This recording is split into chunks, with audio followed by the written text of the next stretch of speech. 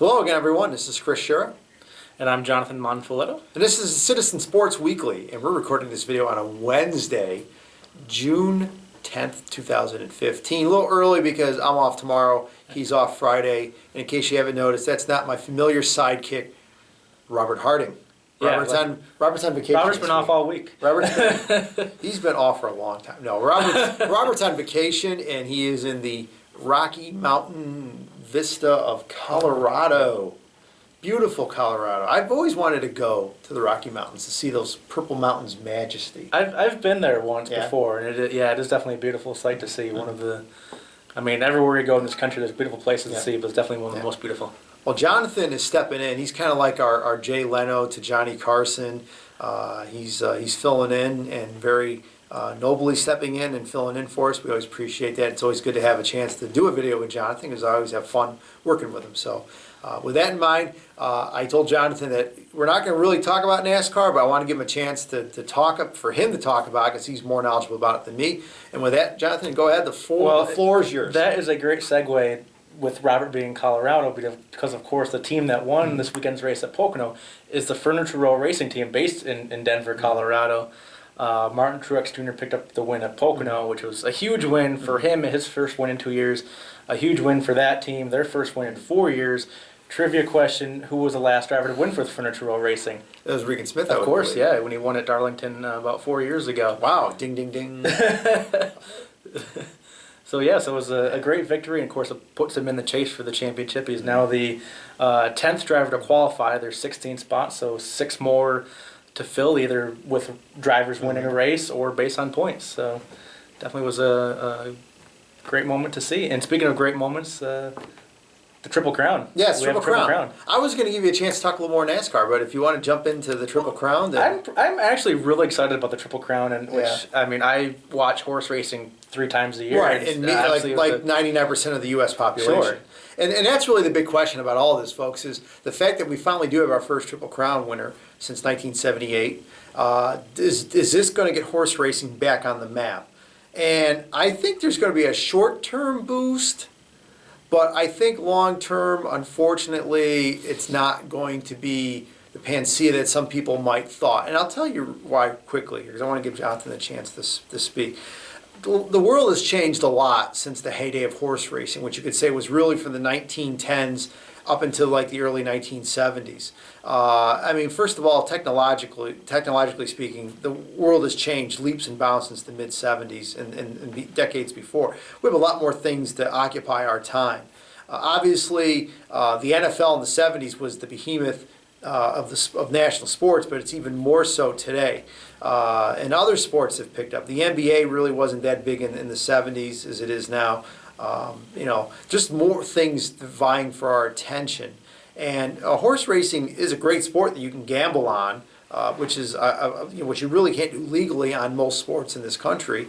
But you can legally gamble on horse racing. But even then, you look at fantasy sports, and realistically, I think that's really what's become a huge thing for young people today, is fantasy sports in regards to the NFL. I think that just for, unfortunately, the youth of today, they really don't care about horse racing. Yeah, they'll watch the Triple Crown races, and yeah, I'm sure they're excited there was a Triple Crown winner with American Pharoah, but is this going to turn into young people going to racetracks and wagering on races and watching other big races on TV? I don't think so.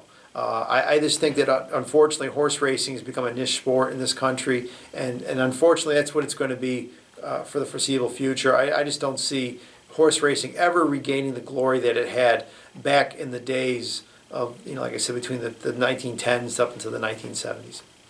I definitely agree with you, Chris, but I kind of take a different angle on it. I read something in USA Today, maybe you saw it too, before the Belmont, that, will, like you said, will the Triple Crown help horse racing gain popularity?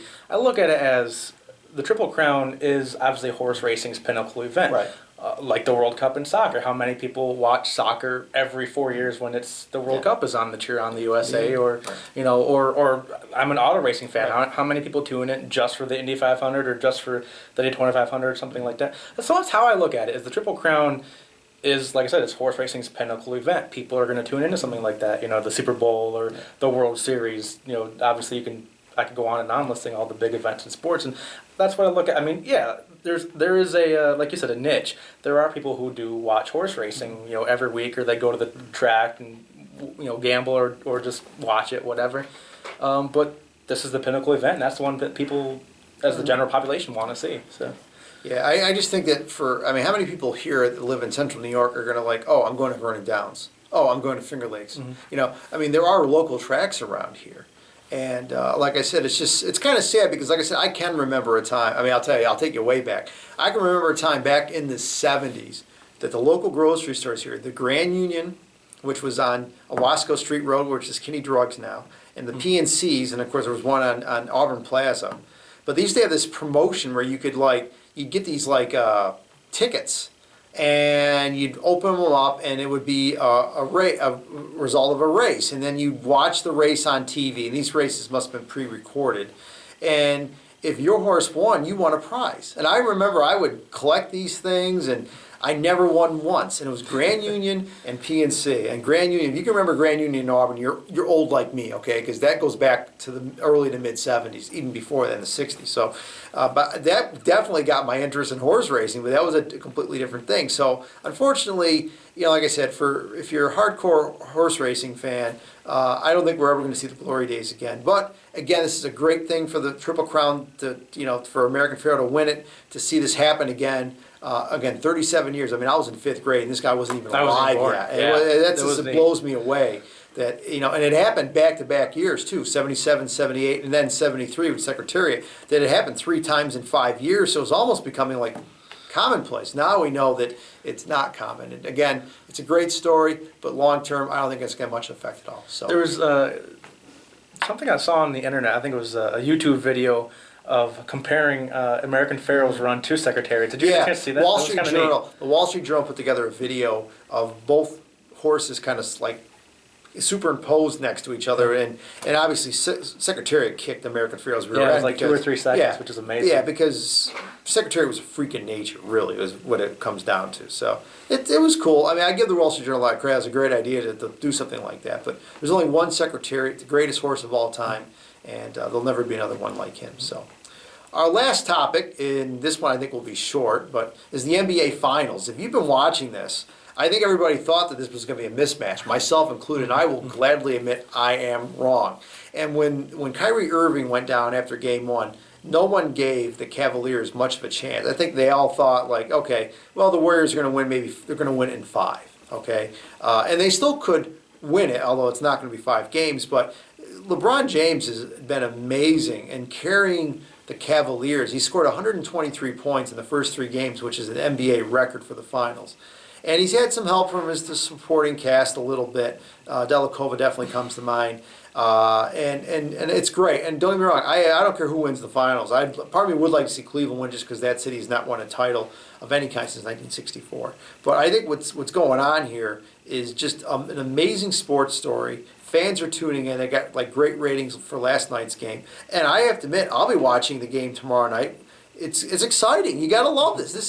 And the thing is, it proves that you don't need the New Yorks and the LAs, the Chicagos, the big markets to get big ratings. Golden State is San Francisco and Oakland, good-sized market. In Cleveland, and no offense to my friends in Cleveland, Cleveland is Cleveland. It's not a big market, okay? It's a small market. But it just shows you that when you have superstars and you have great games, that's the big thing. These aren't blowouts, okay? They're close games. The first 2 games went overtime. This game looked like a blowout, and the Cavs blew a 20-point lead. It was a 1-point lead. If you have drama and stars, that will get ratings, regardless of the size of the television markets involved. So, Jonathan, what are your impressions so far of the NBA I actually have Finals? been tuning in a little bit. My wife's a basketball fan, being a Syracuse University alumna, and so we've been tuning in a little bit. It's been interesting, and it's, I obviously don't, because it kind of goes back to that pinnacle thing, Right, where I'm kind of watching, but I am watching the finals, and LeBron James seems like one of those players you either love or hate. Some people that adore him, like you said, the city of Cleveland that got him back, but there's other people that don't like him. So that's, I think for me, a neat storyline, and of course it's a neat storyline too that he's, as we talked about a few months ago, he's back in Cleveland. I think it's, like you said, it's creating that drama. Should be a great series. I guess we'll have to see what happens. Do you have a prediction? Something I'll tell you. I think I said Golden State in 5 games before it started. Obviously, that's not going to happen now. And, you know, I'm going to stick with my prediction. I just think that maybe LeBron gets tired. Maybe Golden State makes adjustments. Stephen Curry has been has not played well. I mean, he's played okay, but he's not played like you think an MVP would carrying his team. And, you know, I think Golden State will win it in 7 now. That's my revised prediction. Golden State in 7. I think 7 games. It's just such an amazing series. And I think this is going to give the NBA a good boost going into its offseason. So we'll see what happens. But I like Golden State in 7. Cool. I really have no prediction. All right. Well, I think we're going to wrap it up unless there's anything else you want to add, John. I think that's about it. Well, Robert will be back next week. Robert will be back next week. And, you know, I'm sure we'll hear some tales of Colorado and Rocky Mountains and his road trip as he drove out to Colorado. And that sounds like a pretty cool thing to do, too, to drive all that way. And Robert, we miss you. Oh, no, not really. We don't miss you. Well, we kind of miss you. A little bit, right? We miss him a little bit, right? Other than the fact that I got to come on the sports video again, of course I miss Robert, but I always enjoy the chance to come on. And we always enjoy having you. You know you're always welcome, Jonathan.